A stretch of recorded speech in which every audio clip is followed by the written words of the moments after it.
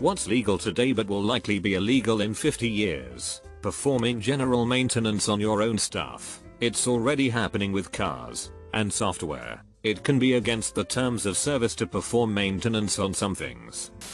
Not vaccinating your effing kids. Driving cars in cities. I can easily see outlawing driving your own car in large metropolitan areas once self-driving cars become ubiquitous. Self-driving is already so much safer than human driving that having a human driver on a road with mostly robotic cars will be too risky and thus illegal. I wonder if 50 years is too soon for this. It seems to have a lot of steam right now and many companies are making the push to make it readily available in the next few years, but I'm skeptical. It won't be technological progress that prevents this from happening in the next 50 years, but it will be the political process that bogs it up. If you think the "don't let the government take away my guns" debate is hot, just wait for the "don't let the government take away my cars" debate. Torturing and destroying a robot. Hopefully targeting old people with those Microsoft telemarketing scams. Hopefully, but the old people in 50 years will be us. Hopefully we'll know better. That said, there probably be some new form of technology that we can't even postulate yet, and that we will be just as hopeless with as the old people of today are with computers. I'm 60 and not much of a dumbass. If you're not foolhardy now, you don't magically become foolhardy with the passage of time. There are plenty of young morons who will become old morons. There aren't a lot of stories about old people being blackmailed by cam whores. Those are young people who think it's perfectly okay to whip it out on camera to someone they've never seen before. Bad judgment knows no age, it just takes age-adjusted scams for the target audience. Criticizing our Supreme Chancellor Trump. Isn't he 70? I mean, sure, rich people tend to live longer than poor people. But I don't see Trump making it another 50 years. Pretty sure they'll have his brain and hair loaded onto a mech by his 4th term. Unsafely removing a USB. Come out of the computer lab with your hands up. We have you surrounded. Privacy. Yeah, the whole "why care for privacy if you have nothing to hide" mentality is really sickening me. People will only miss it once it's gone. And then it will be gone forever. Also, studies show that the simple possibility of you being controlled will restrict your willingness to express criticism. Yeah, and the other problem is that the definition of what needs to be hidden is always changing. And by the time it changes so much that you do have something to hide, like the political positions you support, you have already given up all your rights. Tanning beds, illegal in Australia already. Smoking cigarettes entirely if not in public. I feel like this problem will take care of itself. I heard on NPR a couple months ago that the US smoking rate has been steadily decreasing by a percentage point every year, with last year it jumped down 2 percentage points. Now the rate is in the mid-teens. At this rate, in 10 years almost no one would be doing it. By that point the social stigma will be too great for young people to start up, and the last of the older smokers are already dying off faster than the rest of us. A few years after that it will be a barely profitable niche, like BDSM penis clamps. After reading the comments for this post, I don't want to be alive in 50 years if any of these are made illegal. Everyone seems to have a pretty bleak view of the future. I guess the question's set up like that though. I feel like the answers would be different if you asked what's lame today but will be effing awesome in 50 years. Catfishing. Just out of curiosity, say you're designing a bill to stop catfishing. How do you define the terms of what it is, what you can and can't do under the new law, and what would you set the punishment at? It's definitely a tricky area. I think to completely stop all catfishing would require so many draconian laws and constitutional infringements that it just isn't possible. As such, harm reduction should be the goal of any new legislation.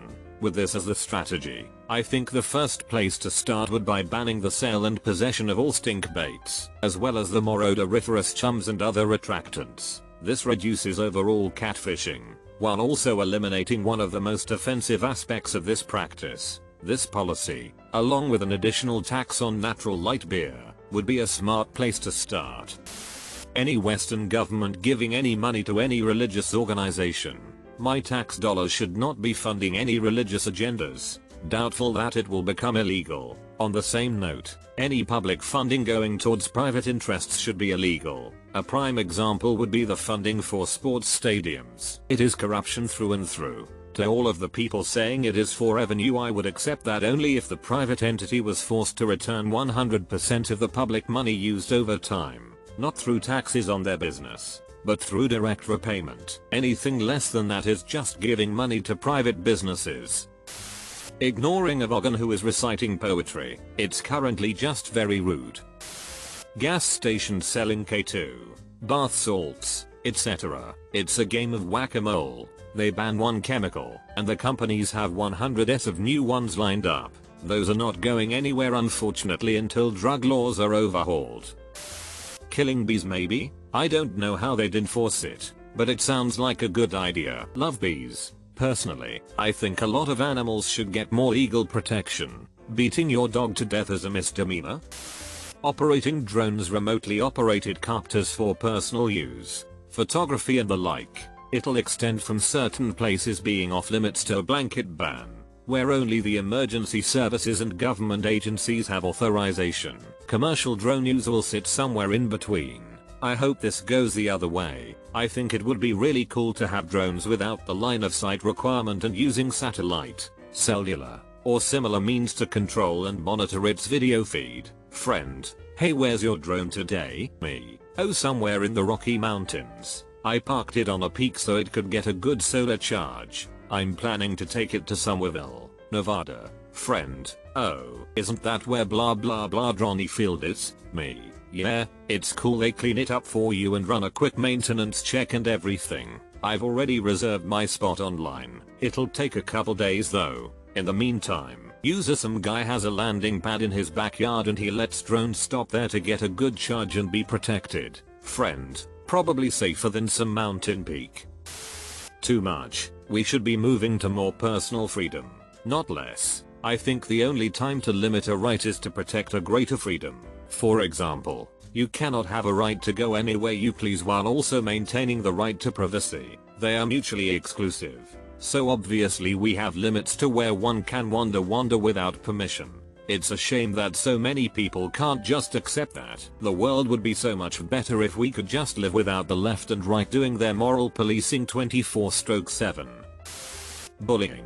I have a feeling that with more and more cases of physical and cyberbullying going to court, a law will eventually be passed to make bullying an actual crime with actual consequences. This is one I'm wary of because bullying, or the definition of bullying, is being made extremely subjective, the point where disagreeing with someone is seen as bullying. So making bullying illegal can be used to push an agenda that can have no legal opposition, which is giving a rise to fascism.